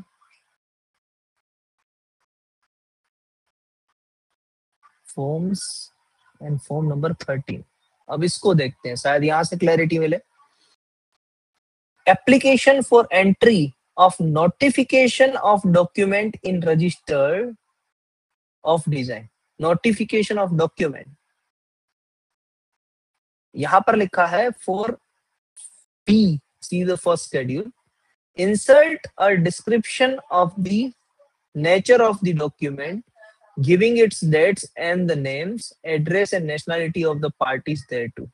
IV transmit herewith attested copy of so and so under the design number of so and so, as well as the original document for verification, and apply that the notification thereof may be entered in the register. Insert full address of the party benefiting under the document, to be signed by the applicant or authorized agent, dated so and so and the control of patent office. ये भी clarify नहीं कर रहा है। अब हम जाएंगे AI के पास कि ये क्या कहना चाहता है। चलिए, अब AI के पास जाने के लिए मैंने ऑलरेडी AI को, चलो नई चैट लेते हैं, यहां पर पूछते हैं AI को, मगर उसके लिए हमें क्या क्या चीजें देनी पड़ेगी। हमें सबसे पहले तो AI को सेक्शन 30 देना पड़ेगा। 10 मिनट है ना सभी के पास, एक 10 मिनट का काम है बस। 10 मिनट के बाद हम इसको एंड करेंगे।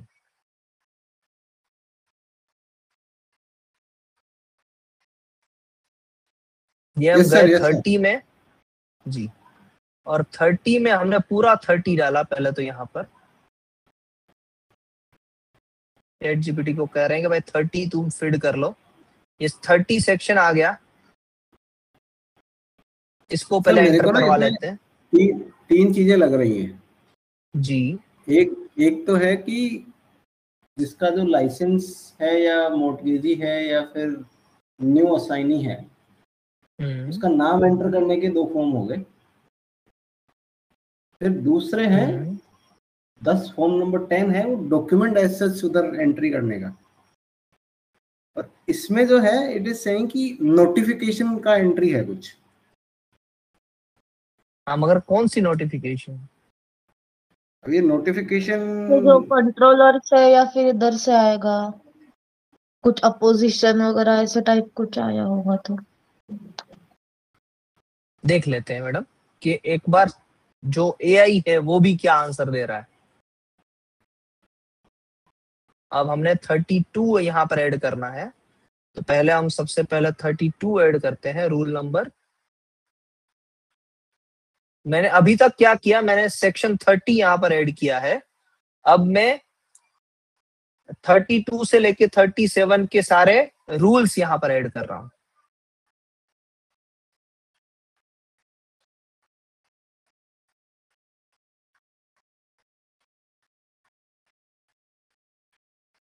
ये आ गया 32, उसके बाद आ गया 33,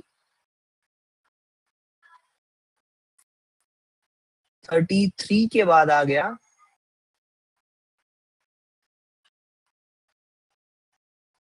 34, 34 के बाद आ गया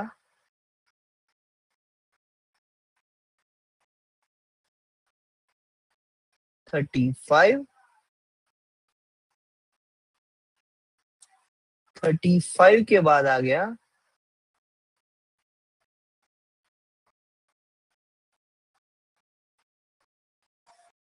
36, 36 के बाद आ गया रूल नंबर 37।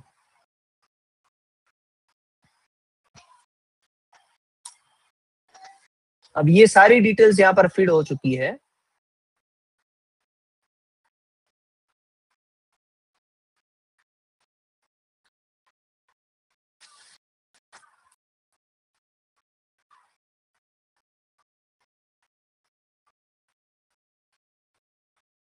क्या बात है, देखो इन्होंने खुद अपने आप ही बता दिया, वो समझ गए कि हम इसी के बारे में बात करेंगे। केस स्टडी, देखिए क्या बढ़िया बात है, यही तो होता है एआई का कमाल। चलिए, case study, story with timelines and forms. Let's imagine real like scenario to see how forms 10, 11, 12, 13 are used. Step 1, original proprietor. 2022 में mister Arjun register a design for new chair design.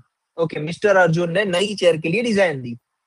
His name is recorded as the proprietor in the register of design. तो उसका नाम owner के तरह लिखा है। Step 2, assignment of design. In 2023 January, Arjun Sales assign his design to Miss Mira. Miss Mira को ये design दे दी।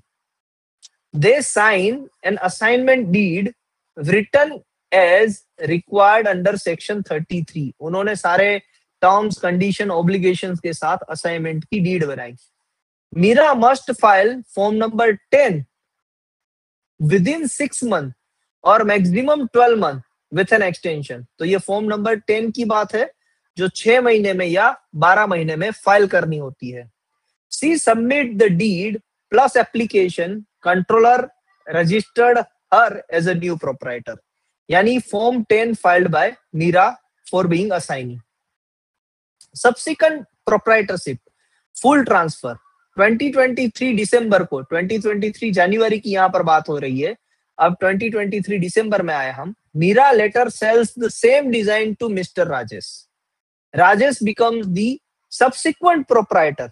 फिर दूसरा प्रोप्राइटर बना राजेश, यानी एक बार प्रोप्राइटरशिप मीरा ने ली, फिर दूसरी बार मीरा ने किसी को प्रोप्राइटरशिप दी, तो उसे कहते हैं सब्सिक्वेंट प्रोप्राइटर। एक प्रोप्राइटर के बाद दूसरा प्रोप्राइटर। तो application must be made in form number 11। Proof, assignment deed between Meera and Rajesh plus certified copy. यानी फॉर्म नंबर 11 फाइल करना पड़ेगा राजेश को नए प्रोप्राइटर के तौर पे। अब आते हैं स्टेप नंबर 4, लाइसेंसी एंट्री। 2024 मार्च में मान लीजिए राजेश ने किसी को लाइसेंस दिया, XYZ furniture private limited, to manufacture and sell chair under this design.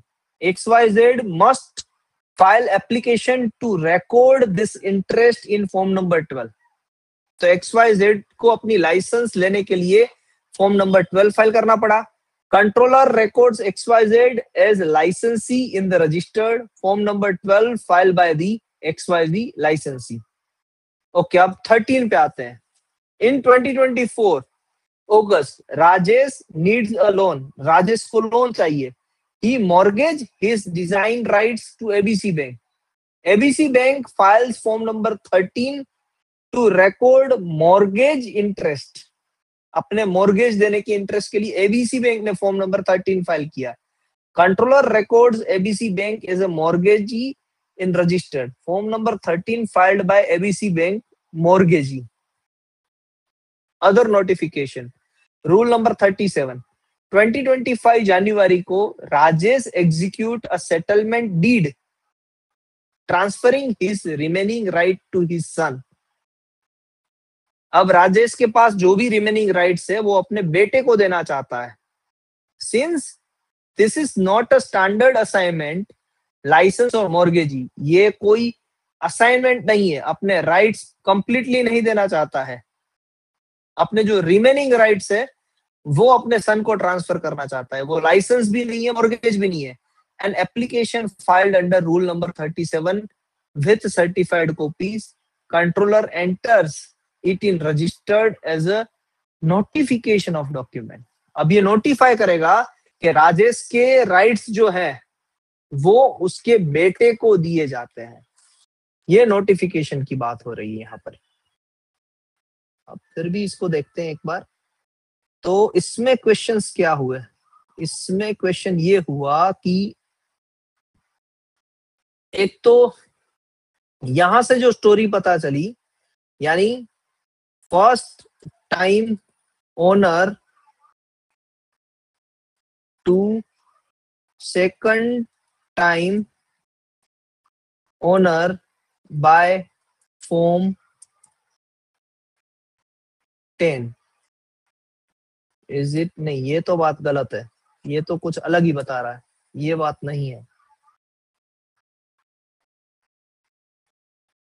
नहीं, ये भी कंफ्यूज हो गया सर। नहीं, ये कंफ्यूज है, ये है ना टोटली 10, कंफ्यूज। हाँ, form 10 is for 33 means for interest means sir यहाँ पे दिया है ना 10 11 इसी के जस्ट ऊपर। क्या दिया है मैडम? फर्स्ट असाइन ये अभी जगह। हाँ मैडम ऐसा तो नहीं है ना। देखिए, yes, you counted correctly. Let's go slowly and carefully. Any assignment, licensee, mortgagee or creation of any other interest in a design must be in writing a legal deed instrument. This written deed must be filed with the controller within 6 months, extendable maximum 12 months. Only after filing, the controller records it in the register. It clearly states that an application referred under subsection 3 of section 30 shall be made in form number 10. Form number 10 is therefore specifically used for registering legal instrument, assignment deed, license deed, mortgage deed, etc. This is foundational form to record the transaction because the law says nothing is valid unless introducing writing plus registered. तो अब इसको तो पता चल गया।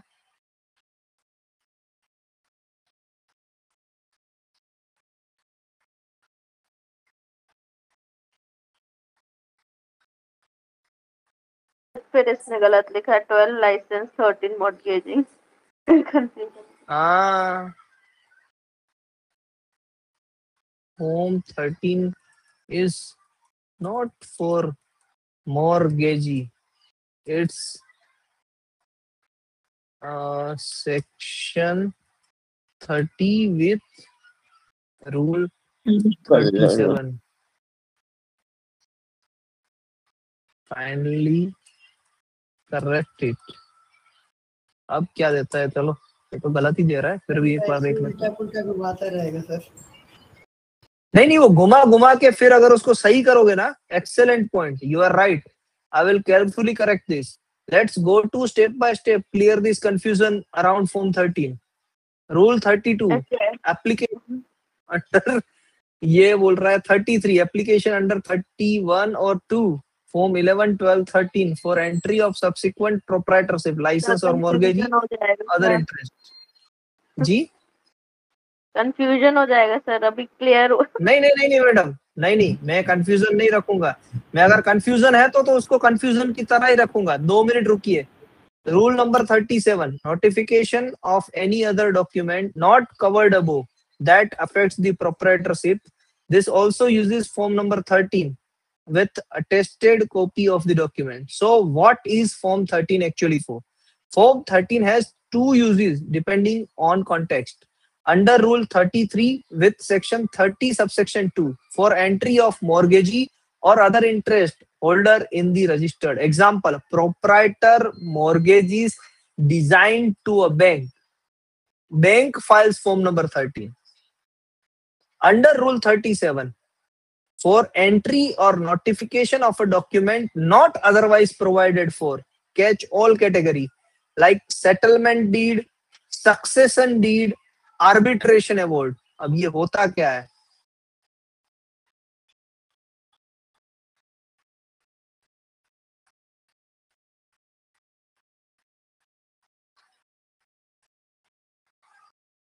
Sir succession deed means वो बताया था ना, अपने बेटे को राइट्स दे रहा है वो रिमेनिंग। वो होता है आर्बिट्रेटर मीन्स बाहर आपके कुछ भी डिस्प्यूट है वो सॉल्व किया जाता है, उसको बोलते हैं। ओके, जो आउटसाइड सेटलमेंट करके आए हैं वो वाली बात, हाँ सेटलमेंट डीड यानी बाहर जाके सेटलमेंट करो। जब दो या ज्यादा लोग आपस में अपना डिस्प्यूट या अपनी प्रॉपर्टी की बात मिल बैठ के सुलझा लेते हैं तो वो लिखित फॉर्म में एक एग्रीमेंट बनाते हैं जिसको सेटलमेंट डीड की जाती है। हाँ, भाई भाई की प्रॉपर्टी का झगड़ा हो गया, कोर्ट जाने के बजाय वो आपस में डिसाइड कर लेते हैं कि किसका कितना हिस्सा और एक लिखित पेपर पे साइन करते हैं। यही है सेटलमेंट डीड, इजी वर्ड में सुलह कर लेना। सक्सेशन डीड मतलब जब ओरिजिनल ओनर मर जाता है और उसके बाद उसकी प्रॉपर्टी राइट्स उसके हेयर वारिस को मिलती है तो उसके लिए एक डॉक्यूमेंट बनता है जिसको सक्सेशन कहते हैं कि भाई अब इसका वारिस कौन होगा आगे जाके। तो पापा की डेथ के बाद जो वारिस को मिलना चाहिए, विरासत मिलनी चाहिए, वो भी ये फॉर्म नंबर 13 से होगी। परफेक्ट। एंड आर्बिट्रेशन क्या है? जब दोनों पार्टीज में डिस्प्यूट को कोर्ट के बजाय एक आर्बिट्रेटर, मध्यस्थ, न्यायाधीश जैसा प्राइवेट जज के पास ले जाते हैं तो वो आर्बिट्रेटर जो फाइनल डिसीजन देता है उसको आर्बिट्रेशन अवार्ड कहते हैं। एग्जाम्पल, कंपनी ए और कंपनी बी के लाइसेंस एग्रीमेंट का झगड़ा हुआ, वो आर्बिट्रेटर पास गए, आर्बिट्रेटर ने डिसाइड किया कि लाइसेंस कंपनी ए को वैलिड है, ये डिसीजन लिखित फॉर्म में होता है एंड आर्बिट्रेशन अवार्ड कहा जाता है इसको। इजी वर्ड में प्राइवेट जज का फाइनल फैसला जो आता है उसे आर्बिट्रेशन कहते हैं, बीच में आके सुलह करवाना। तो अब सर क्लियर हुआ ये तीनों चीज? देखो बहुत ही अच्छी तरीके से क्लियर हुआ। अब मैं इसको क्लियर करता हूं मेरी तरफ से आपको क्वेश्चन करके। चलिए क्वेश्चन नंबर 1, मान लीजिए कि एक पर्सन को दूसरे पर्सन को कंप्लीट राइट ट्रांसफर करने हैं तो कौन से फॉर्म लगेंगे? और अभी एक क्या ना वो लेते हैं, कैंडिडेट ही लेते हैं। अर्चना मैडम को मोनिका मैडम को राइट्स ट्रांसफर करने, यानी अभी कौन है ओनर? अर्चना मैडम है डिजाइन के, और मोनिका मैडम को ट्रांसफर करने हैं। तो मोनिका मैडम आप कौन सा फॉर्म फाइल करेंगे? Complete transfer, complete assignment, form 11 10 okay. And हाँ, फॉर्म पहले 11 फिर कितने महीने के अंदर 10? 6 months plus 6 months 6 month plus 6 month, okay. Gangadhar sir, आप लाइसेंस लेना चाहते हैं मोनिका मैडम के पास से। अब मोनिका मैडम के पास डिजाइन है, आप लाइसेंस लेना चाहते हैं उस डिजाइन में, तो आप क्या फाइल करेंगे? सर फॉर्म 12 फाइल करूंगा और बाद में फॉर्म नंबर 10 भी, उसमें लाइसेंस की डीड रहेगी। ओके, मोनिका मैडम, आप मॉर्गेज करना चाहते हैं महादेव सर के पास अपनी लाइसेंस को, आप मॉर्गेज के तौर पे यानी गिरवी रखना चाहते हैं, तो आप मोनिका मैडम कौन सा फॉर्म फाइल करेंगे? फॉर्म 12 फॉर्म 12 एंड मॉर्गेज की जो डीड है उस 10 के साथ फाइल करेंगे। क्लियर है? ओके।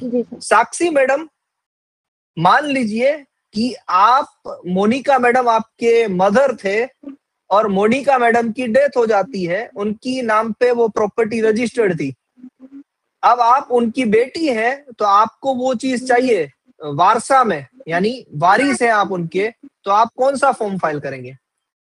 फॉर्म 11 ही करेंगे। नहीं मैडम, 13 फॉर्म 11 तो तभी हो आएगा। सकता है जब मोनिका मैडम जिंदा हो।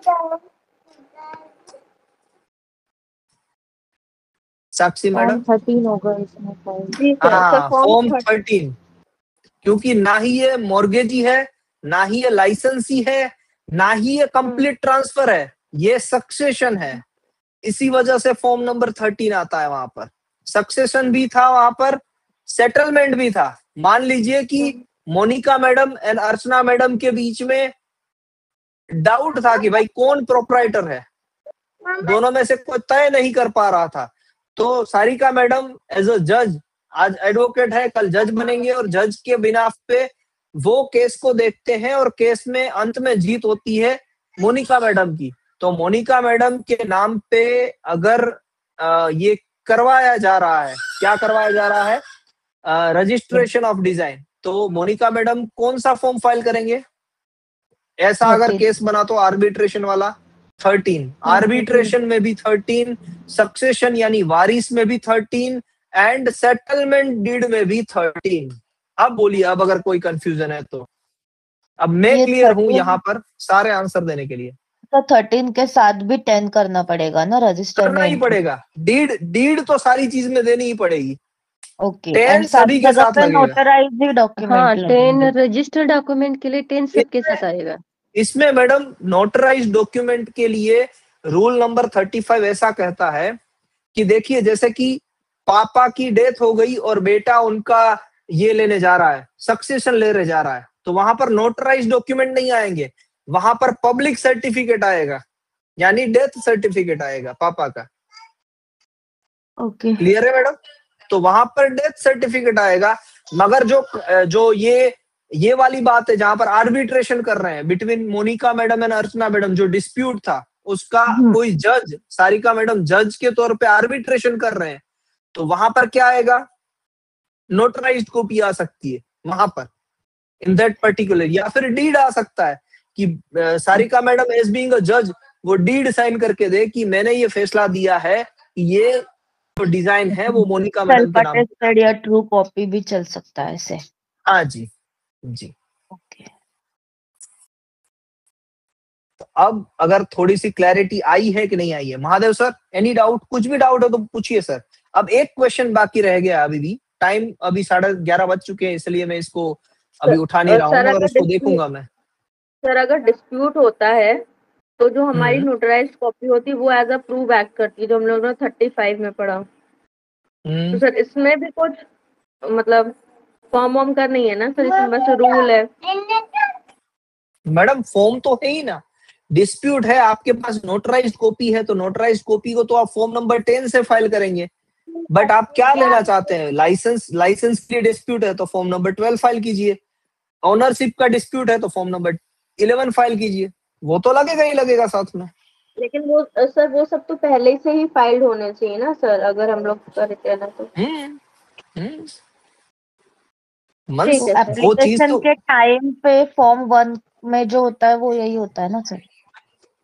एप्लीकेशन के टाइम पे फॉर्म 1 पे क्या होता है? मतलब सारे डिटेल्स जो अभी बोल रहे हैं वो तो मैडम जो पहली बार अप्लाई कर रहे हैं उनके लिए है। हाँ, ये पहली बार अप्लाई कर रहे हैं उनके लिए, उनकी बात है ही नहीं यहाँ पर। अगर आप किसी को बेचना चाहते हैं, किसी को लाइसेंस देना चाहते हैं, आप अपने डिजाइन को मॉर्गेज करना चाहते हैं, उसके बारे में बात है सेक्शन 30 में। ओके,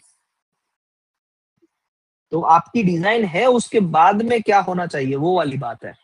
जैसे मैं कहूं कि अगर पेटेंट के केस में अगर एप्लीकेंट की डेथ हो जाती है at the time of application और वो पेटेंट ग्रांट हो जाती है, तो उसका सक्सेशन कैसे मिलेगा? सक्सेशन वारिस कैसे अपना नाम लिखवाएगा वहां पर? 13 फॉर्म 16 नहीं, फॉर्म 10 से करेगा पेटेंट वो। में, सेक्शन पेटेंट में फॉर्म नंबर 10 से करेगा। हाँ, समझ पा रहे हैं? फॉर्म नंबर 10 है वहां पर सक्सेशन के लिए, और यहाँ पर फॉर्म नंबर 13 है। सर कंफ्यूजन हो गया, कहाँ पे फॉर्म नंबर 10 होगा सक्सेशन के लिए? साक्षी मैडम, पहले वाले में फॉर्म नंबर 10 मैंने एग्जांपल लिया पेटेंट का। अच्छा जी, पेटेंट में जो फॉर्म नंबर 10 है वो डिजाइन में फॉर्म नंबर 13 है। जी sir, got it. Mahadev sir, sir, लेकिन एक ये जो फॉर्म 13 का जो भी है, सो फॉर एग्जांपल आपका दी रूल नंबर 33 में वो बात करता है 11, 12 एंड 13 की। तो वो रेफर करता है कि this are for section 31 and 32। Rule number 30, section 31 and 32। हाँ, 30 सबसेक्शन 1 एंड 30 सबसेक्शन 2। ओके, हाँ, वो बोलता है कि इन्हीं दो सबसेक्शंस के अंडर फॉर्म 11, 12 एंड 13 आता है जी। नाउ इन दोनों सबसेक्शन के अंडर ये सक्सेशन या the heir assuming the legal heir assuming the proprietorship वाला तो कहीं कोई है ना, जिक्र है। मैं आपको बताता हूँ, एक ही मिनट दीजिए। है, अदर इंटरेस्ट लिखा है उसमें, अदर इंटरेस्ट, देखो आपने ध्यान से पढ़ा हो तो।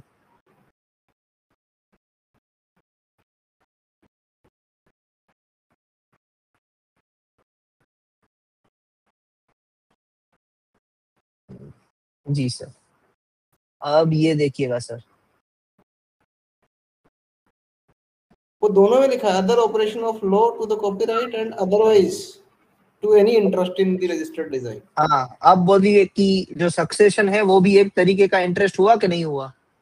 वारिस जो है वो भी एक तरीके का इंटरेस्ट हुआ कि नहीं हुआ? हाँ, मतलब मैं उसको क्वेश्चन करने का सोच रहा था, then I look section 8 but then I thought कि सेक्शन तो प्रायर टू रजिस्ट्रेशन है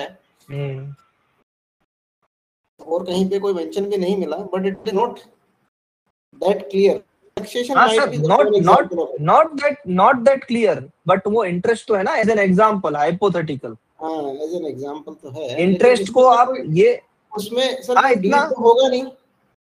सर क्यों नहीं होगा? वहां पर पब्लिक सर्टिफिकेट होगा, डीड की बात नहीं है। फिर आपको आना पड़ेगा रूल नंबर 35 में, और उसमें ये लाइन पे आना पड़ेगा, 35 या 34। Every assignment or every other document containing giving effect to evidence of transmission of copyright in registered design or effectively creating interest therein as claimed in application under this shall unless the controller or directly presented to him. ये आएगा ना sir, death certificate, official certified copy, official और certified copy. तो ये अगर death certificate को मैं इस कैटेगरी में रखूंगा ना,